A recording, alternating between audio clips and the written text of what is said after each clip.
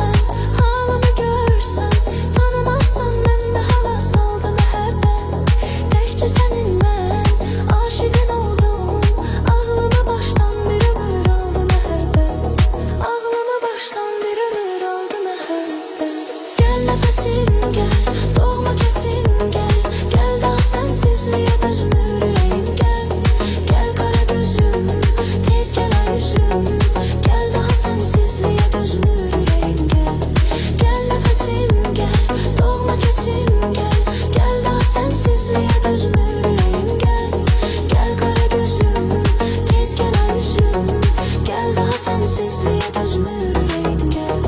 Gel daha sensizliğe dözüm yüreğim gel.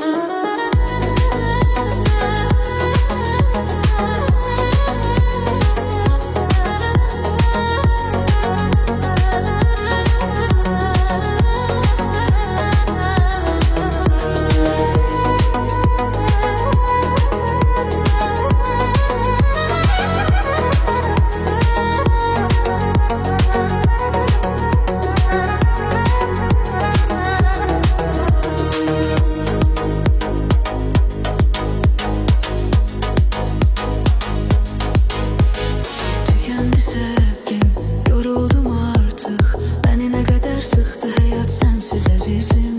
Canımı üzdü ayrılık hasret. Ahırına çıktı hayat sensiz azizim. Tükendi sabrim, yoruldum artık. Beni ne kadar sıktı hayat sensiz azizim.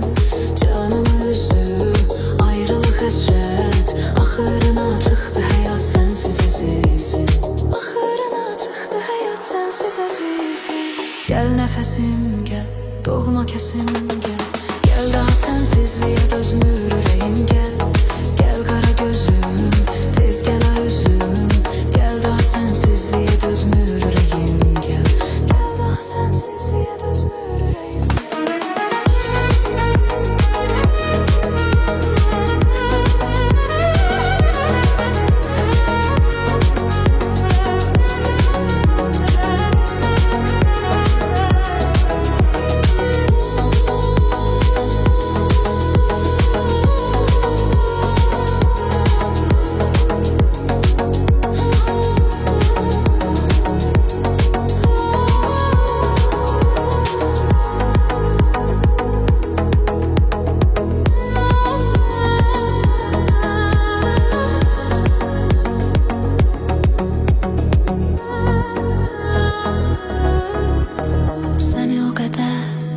Çox istəyirəm gəl.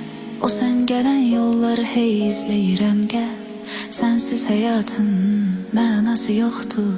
Qayıtmaq nə var ümidim gözləyirəm gəl.